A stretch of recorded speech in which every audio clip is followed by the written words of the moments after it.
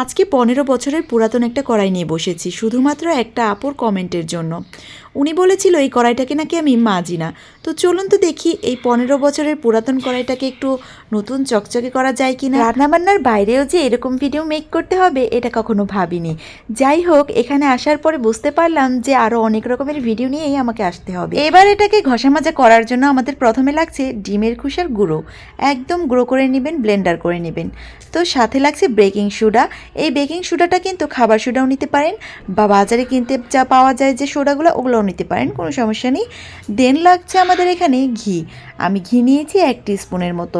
ঘিটা কিন্তু মাস্ট দিতেই হবে, না হলে কিন্তু কড়াইটা খসখসা হয়ে যাবে, মানে রান্না করার সময় লেগে যাবে। এবার দিতে হবে এখানে ভিম লিকুইড। সাথে দিয়ে দিব 1/2 টিস্পুনের মতন রেগুলার ব্যবহার করার জন্য যে হুইল পাউডার হয় ওই হুইল পাউডারগুলো। আপনাদের বাসায় যেটা আছে ওইটাই নিয়ে নেবেন।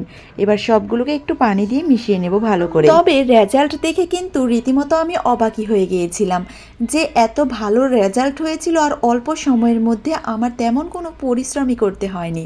বাসায় যদি এরকম কড়াই থাকে ফেলে না দিয়ে অবশ্যই কিন্তু এভাবে একবার ঘষা মাজা করে নেবেন, তাহলে কিন্তু একদম নতুন হয়ে যাবে। এবারে ভালো করে মিশিয়ে নিতে হবে যেন ঘিটা দলা না পাকিয়ে থাকে, আর যদি লিকুইড ঘি হয় তাহলে কিন্তু খুব তাড়াতাড়ি হয়ে যাবে। এবার ভালো করে মিশিয়ে নেবেন, এইভাবে একটা ঘনত্ব নিয়ে আসবেন। বেশি পানি দিয়ে কিন্তু পাতলা করে ফেলবেন না। ভিডিওটা কোনোভাবে স্কিপ করবেন না, কারণ মাঝখানে কিন্তু টুইস্ট আছে। তো এখন লাগবে আমাদের এরকম একটা তারের ব্রাশ। তো তারের ব্রাশটা কিন্তু আমি পুরাতন নিয়েছি, এটা নিয়ে আবার কেউ বাজে কমেন্ট করবেন না। এবার কড়াইটাকে একটু ভিজিয়ে নিতে হবে। দেন এখানে আমি 2 টিস্পুনের মতো লিকুইড দিয়ে দেব। এবারে কিন্তু খুবই মজা লাগবে এটাকে মাজতে, কেননা এখানে আছে একে তো তারের ব্রাশ আর 2 আছে ডিমের খোসা। দুইটার ব্যালেন্সে কিন্তু আমার হাতের প্রেশারটা একটু কমই পড়ছে। সো আমার হাতটা ব্যথা একদমই হয়নি, যতক্ষণ এটা মেজেছি আমার ভালোই লেগেছিল। তো 2টা ঘষা দিতেই দেখলাম যে এরকম ফ্রেশ হয়ে যাচ্ছে, তাই আপনাদেরকে একটু দেখাচ্ছি আমি ধুয়ে যে কেমন ক্লিন হয়ে যাচ্ছে একটু ঘষাতেই।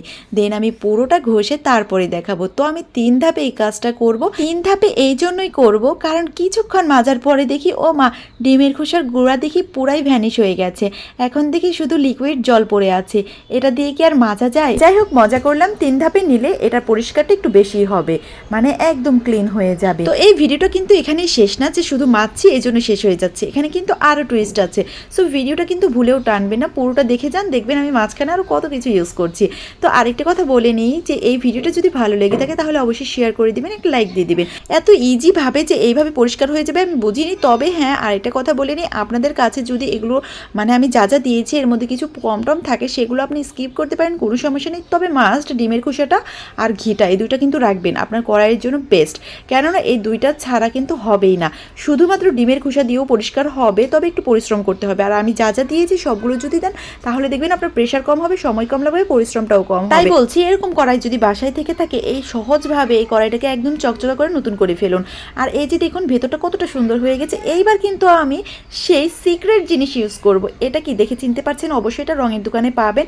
ওই যে তাই না কি যেন বলে, আমি ঠিক বুঝতে পারিনি, রঙের সাথে মিক্সড করে রং দেয়, ঠিক ওইটাই। এখানে 1 টিস্পুনের মতো দিয়ে দিবেন, দিয়ে এটাকে মিক্সড করে নেবেন।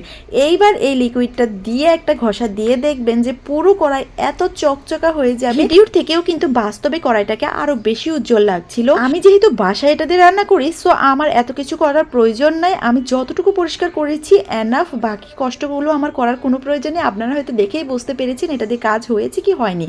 যদি আপনাদের মনে হয়ে থাকে হ্যাঁ আপু ঠিক কথাই বলেছে, কাজ তো হয়েছে, আমি একবার ট্রাই করে দেখি, আমার তো এরকম কড়াই আছে, তো অবশ্যই কিন্তু দেরি না করে ট্রাই করে ফেলবেন। ভিডিওটা কেমন লেগেছে কমেন্ট বক্সে কিন্তু অবশ্যই জানাবেন। বাকি কাজগুলো আমি করবো না, কারণ আমার কোনো প্রয়োজন নেই। এই কড়াইতে শুধুমাত্র আমি বাসায় টুকটাক রান্না করি। বাই দ্য ওয়ে, আজকের মতো এখানেই যাচ্ছি, দেখা হচ্ছে অ্যানাদার ভিডিওতে।